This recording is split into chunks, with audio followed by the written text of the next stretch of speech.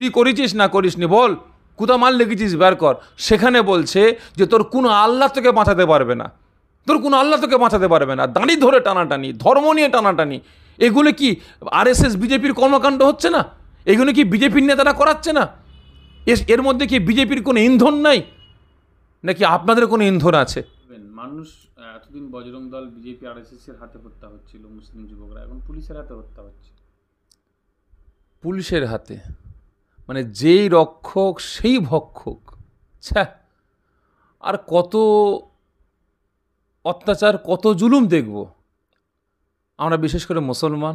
আমরা দেখলাম আমাদের ভারতের বিভিন্ন রাজ্যে আরএসএস, বজরং দল, বিজেপি চারিদিকে মুসলিম সম্প্রদায়কে গণপিটুনি করে, মারধর করে হত্যা করা হয়েছে। এবং তার সাথে সাথে কুরবানির একদিন আগে আমরা দেখলাম যে বাড়িতে ফ্রিজে গরুর গোস্ত রেখেছিল, বোলডুজার নিয়ে গিয়ে যোগীর সরকার সে বোলডুজার দিয়ে বাড়িগুলো গুঁড়িয়ে দেওয়া হলো।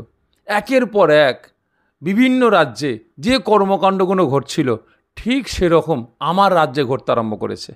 আমরা আশা করেছিলাম যে আমার রাজ্যে বিজেপি পরাজিত হলে হয়তো আমাদের দেশে শান্তি ফিরবে, কিন্তু এখন দেখছি তার পুরো উল্টো শুরু হয়ে গেছে। যার বাড়িতে চুরি হয়েছে তিনি বলছে আমার ভাইপো কোনোদিন চুরি করতে পারে না। পুলিশ আবু সিদ্দিক ভাইকে অ্যারেস্ট করে নিয়ে থানায় গেল, থানায় নিয়ে গিয়ে তাকে মারধর শুরু করে দিয়েছে। কার সামনে? চাচার সামনে।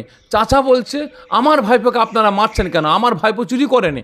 কারণ চুরি করেছে যারা, তারা ধরা পড়ে গেছে, তারা ধরা পড়েছে, তারা স্বীকারও করেছে যে হ্যাঁ আমরা চুরি করেছি, আমরা মাল ফিরিয়ে দেবো।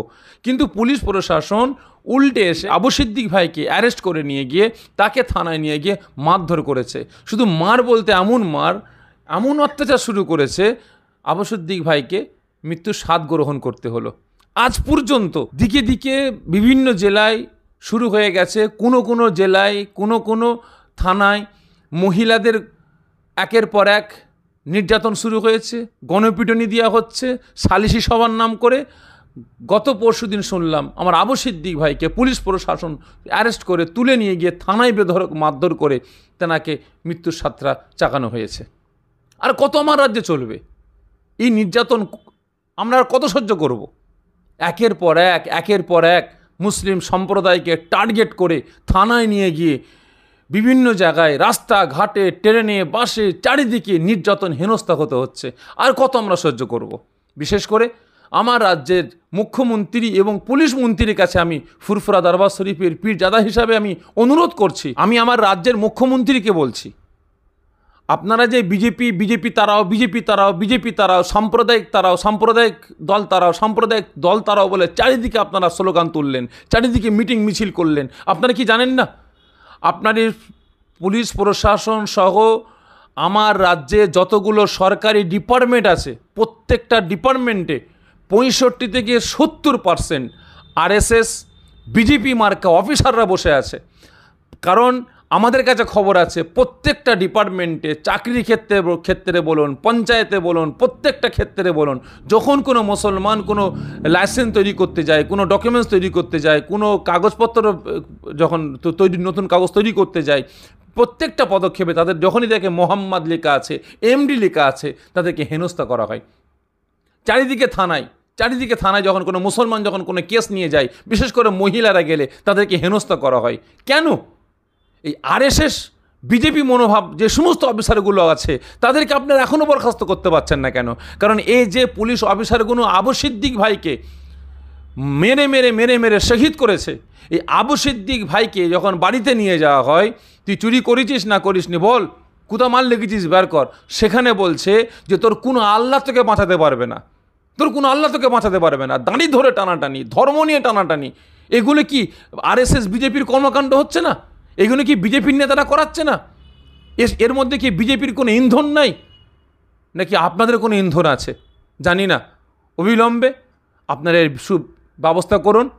আজকে বাপের কোল খালি হয়েছে, তেনার স্ত্রী আছে, তেনার পরিবার আছে, তেনাদের থাকা খাওয়া এবং তেনাদের চলাফেরার কোনো অসুবিধা না হয় সেদিকে আমি আমার রাজ্য সরকারের দৃষ্টি আকর্ষণ করব।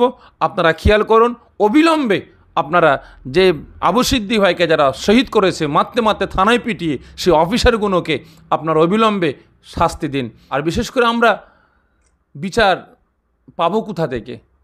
মহামান্য আদালতকে আমরা সম্মান করেছি, করছি, যতদিন বাঁচব সম্মান দিয়ে যাব।